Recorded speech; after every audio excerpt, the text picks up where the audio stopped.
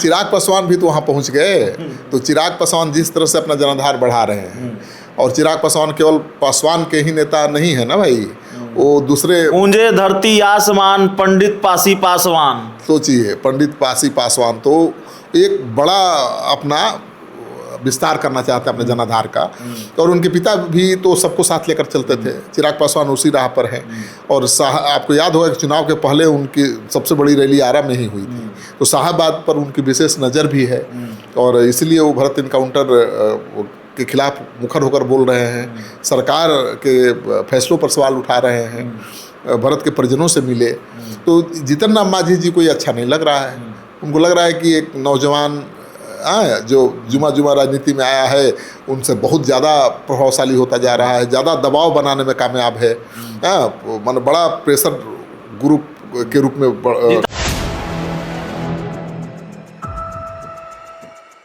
नमस्कार, आप देख रहे हैं 4 PM और मैं हूं अभिषेक मिश्रा। देखिए, बांकीपुर उपचुनाव के बीच एनडीए का बवाल बढ़ता जा रहा है।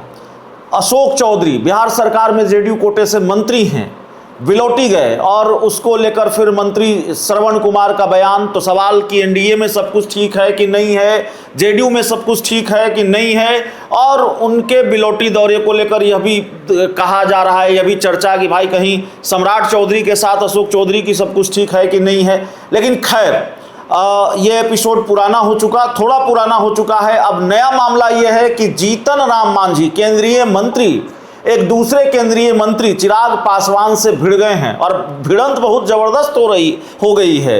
जीतन राम मांझी कह रहे हैं कि कोई कुछ भी बोलकर सीटें ले लेता है। जीतन राम मांझी कह रहे हैं कि वो कहते हैं मेरे रहते कोई आरक्षण खत्म नहीं कर सकता है। भाई क्या हैं आप, नाखून कटाकर शहीद हो रहे हैं। तो नाम नहीं ले रहे हैं, लेकिन बहुत कड़ा हमला जीतन राम मांझी चिराग पासवान को लेकर कर रहे हैं। हमारे साथ senior journalist Shrikant Pratyush sir हैं।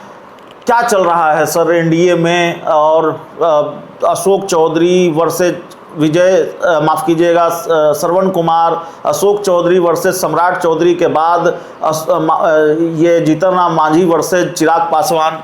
हाँ बिल्कुल, एनडीए में कुछ अलग हो रहा है।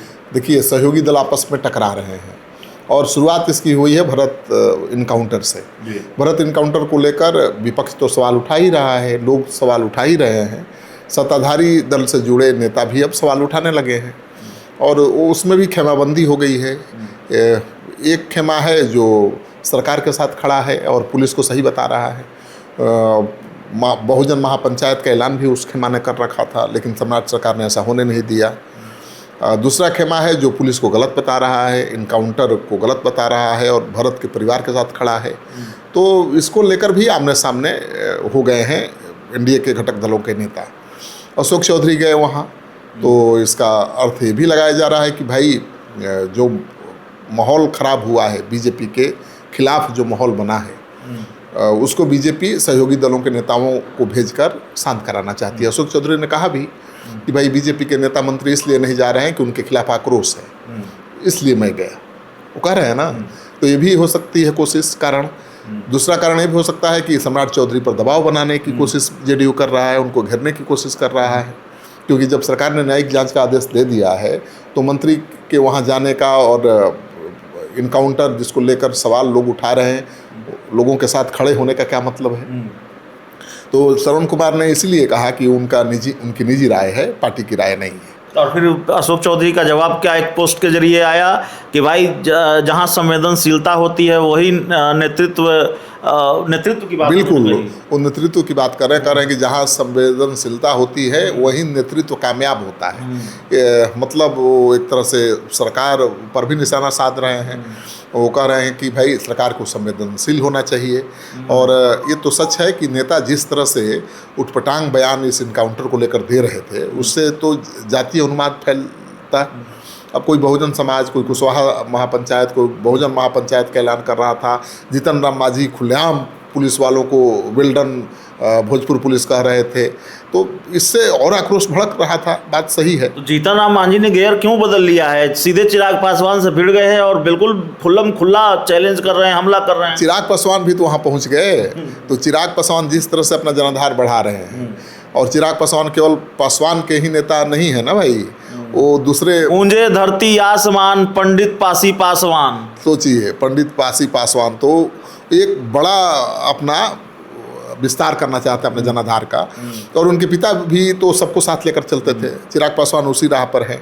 और आपको याद होगा कि चुनाव के पहले उनकी सबसे बड़ी रैली आरा में ही हुई थी, तो शाहबाद पर उनकी विशेष नज़र भी है और इसलिए वो भरत इनकाउंटर के खिलाफ मुखर होकर बोल रहे हैं, सरकार के फैसलों पर सवाल उठा रहे हैं, भरत के परिजनों से मिले। तो जीतन राम मांझी जी को ये अच्छा नहीं लग रहा है, उनको लग रहा है कि एक नौजवान जो जुमा राजनीति में आया है उनसे बहुत ज़्यादा प्रभावशाली होता जा रहा है, ज़्यादा दबाव बनाने में कामयाब है, मतलब बड़ा प्रेशर ग्रुप के रूप में। जीतन राम मांझी को थोड़ी दिक्कत इसलिए भी होती है चिराग पासवान से क्या कि चिराग पासवान को भाव ज़्यादा मिलता है, दूसरे राज्यों में भी सीटें देने की बात आती है तो चिराग पासवान को मिलती है, झारखंड में, दिल्ली में, अब शायद यूपी में भी, जीतन राम मांझी को नहीं मिलता है। राजनीति में भाव और ताकत के बल पर ही मिलता है, आपका जितना जनाधार होगा, जितनी आपकी ताकत होगी उसके अनुरूप आपको भाव मिलेगा। चिराग पासवान की पार्टी राष्ट्रीय स्तर पर है, उनके पिता ने ही पार्टी को राष्ट्रीय स्तर पर फैलाया था, कई राज्यों में चुनाव भी लड़ रही थी पार्टी उनकी।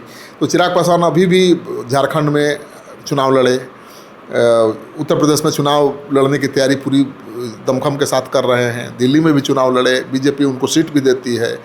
तो बीजेपी को लगता है कि उनका कहीं ना कहीं, वो दलित नेता हैं, पूरे पैन इंडिया उनकी पार्टी का प्रभाव है, तो बीजेपी ज़्यादा उनको अहमियत इसलिए देती है कि चिराग पासवान का वोट बहुत सॉलिड है। तो कल चिराग पासवान पर हमला किया, आज सम्राट चौधरी से जाकर मिल लिए, मुख्यमंत्री से मुलाकात हो गई, अब इसके क्या मायने? मांझी जी अपना दिखाना चाहते हैं कि भाई हम आपके साथ मजबूती से खड़ा हैं, तो कौन मजबूती के साथ खड़ा नहीं है? सम्राट चौधरी के खिलाफ कौन है? अशोक चौधरी मंत्री है बिहार सरकार के और सम्राट चौधरी के खिलाफ हो जाएंगे। दरअसल ज़्यादा वहाँ आक्रोश न भड़के, वो आग में पानी डालने गए थे। भरत इनकाउंटर केस को लेकर जो बयान दिया वो आग भड़काने वाला बयान नहीं है, वो पानी डालने वाला बयान है आग पर।